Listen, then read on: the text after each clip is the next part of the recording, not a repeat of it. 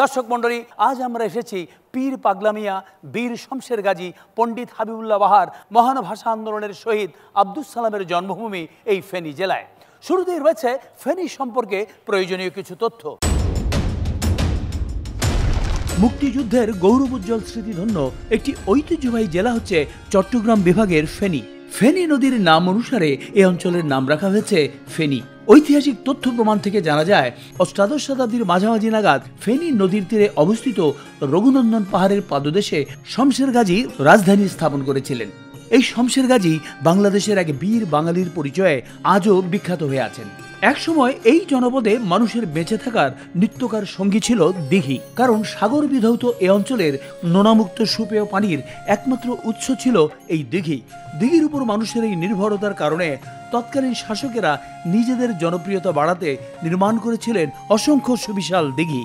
দর্শক মণ্ডলী, আমার পাশে যে বিশাল দিঘিটি দেখতে পাচ্ছেন, এটি হচ্ছে সেই ঐতিহাসিক রাজাঝির দিঘি, যার অবস্থান হচ্ছে ফেনী শহরের 0 পয়েন্টে।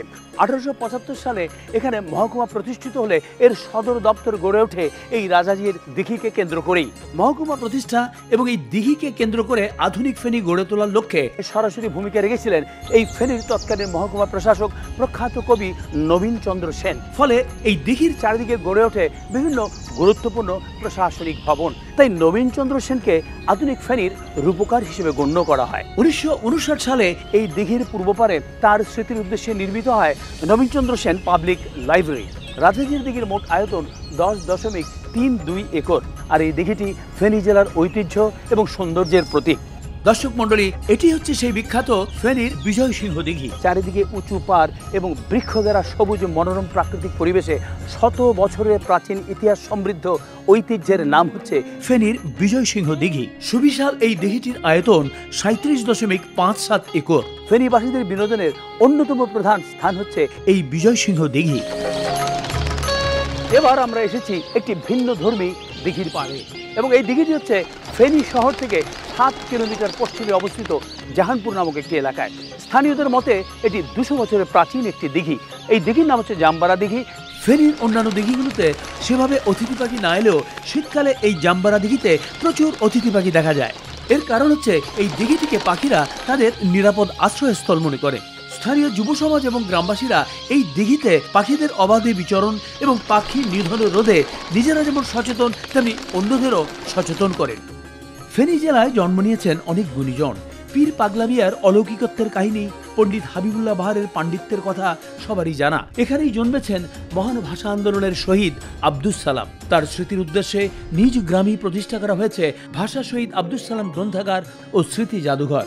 71-এ শহীদ ভ্রাতৃদ্বয় প্রখ্যাত সাংবাদিক ও সাহিত্যিক শহীদুল্লাহ কায়সার এবং প্রখ্যাত চলচ্চিত্রকার জহির রেহান এই জেলারই সন্তান। মহান মুক্তিযুদ্ধ এবং তাদের স্মৃতিকে বর্তমান প্রজন্মের কাছে তুলে ধরার লক্ষ্যে তাদের বাড়ির সামনেই প্রতিষ্ঠা করা হয়েছে শহীদ জহির রেহান এবং শহীদ শহীদুল্লাহ কায়সার স্মৃতি পাঠাগার। সাবেক প্রধানমন্ত্রী বেগম খালেদা জিয়ার পৈতৃক নিবাস হচ্ছে এই ফেনী জেলারই ফুলগাজী উপজেলায়। এছাড়াও সাংবাদিক শহীদ সেলেনা পারভিন, ভাষা সৈনিক গাজীউল হক, স্বনামখ্যাত চিত্রশিল্পী কাইয়ুম চৌধুরী, কবি বেলাল চৌধুরী, সাংবাদিক ABM মুসা এবং নাট্যাচার্য ডক্টর সেলিম আল লিন এই মাটিরই সন্তান। এছাড়াও ফেনীতে জন্মেছেন আরও অনেক কীর্তিমান ব্যক্তিত্ব।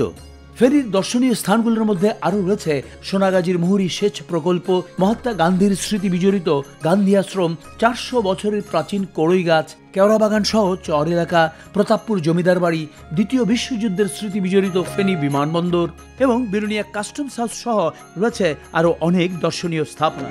ফেনী সরকারি পাইলট উচ্চ বিদ্যালয় বাংলাদেশের প্রাচীনতম বিদ্যালয়গুলোর মধ্যে অন্যতম। ফেনীর মহকুমা প্রশাসক মৌলভী আহমেদ 1886 সালে বিদ্যালয়ের প্রথম ভবনটি তৈরি করেন। এরপর একই বছর তৎকালীন ফেনীর মহকুমা প্রশাসক কবি নবীনচন্দ্র সেন বিদ্যালয়টি উদ্বোধন করেন। প্রথম বিশ্বযুদ্ধের সময় স্কুলটি ব্রিটিশ আর্মি ক্যাম্প হিসেবে ব্যবহৃত হয়। পরবর্তীতে বাংলাদেশের মুক্তিযুদ্ধ চলাকালীন এটি পাক আর্মি ক্যাম্প হিসেবেও ব্যবহৃত হয়। ফেনী সমৃদ্ধ হওয়ার পেছনে এই প্রতিষ্ঠানটির রয়েছে বিরাট অবদান। পাইলট স্কুলের পাশেই রয়েছে ঐতিহ্যবাহী শিক্ষা প্রতিষ্ঠান ফেনী কলেজ। প্রাচ্যের অক্সফোর্ড খ্যাত ঢাকা বিশ্ববিদ্যালয় 1921 সালে প্রতিষ্ঠিত হওয়ার মাত্র 1 বছর পর 1922 সালে এই ফেনী কলেজ প্রতিষ্ঠিত হয়। দর্শক মণ্ডলী, কথা বলছি পরশুরাম ছাগলনাইয়া সড়কের পাশে পরশুরাম পৌর এলাকায় সলিয়া গ্রামে শহীদদের উদ্দেশ্যে নির্মিত স্মৃতিস্তম্ভের সামনে থেকে 1971 সালে মুক্তিযুদ্ধের সময় বিলুনিয়া সীমান্ত এবং এর আশেপাশের অঞ্চলে সংঘটিত হয় অসংখ্য গুরুত্বপূর্ণ যুদ্ধ। বিশেষ করে 71 সালের নভেম্বর মাসে পরশুরাম ও চিতুলিয়ায় সংঘটিত এক ভয়াবহ সম্মুখ যুদ্ধে হানাদার বাহিনীর 250 জন সৈন্য নিহত হয় এবং একজন অফিসার সহ হানাদার বাহিনীর 72 জন সৈন্য আত্মসমর্পণ করে। উল্লেখ্য, এটি ছিল মিত্র বাহিনী গঠনের আগে মুক্তি বাহিনীর কাছে পাকিস্তানি হানাদারদের প্রথম আত্মসমর্পণ। 2 নম্বর সেক্টরের সেক্টর কমান্ডার খালিদ মুশারফের অধীনে তৎকালীন মেজর জাফর ইমাম বিলুনিয়ার এইসব সম্মুখ যুদ্ধে নেতৃত্ব দেন।